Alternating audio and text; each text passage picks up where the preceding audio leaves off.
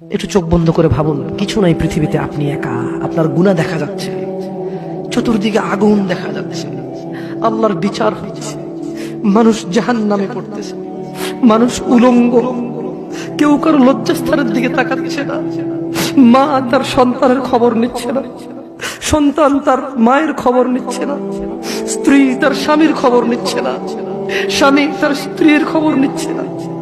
প্রত্যেককে নিজস্ব একটা ব্যক্তিগত ব্যস্ততা, দুশ্চিন্তা, তার টেনশন, আগুনে যাবে নাকি জান্নাতে যাবে তাকে ব্যস্ত করে রাখবে।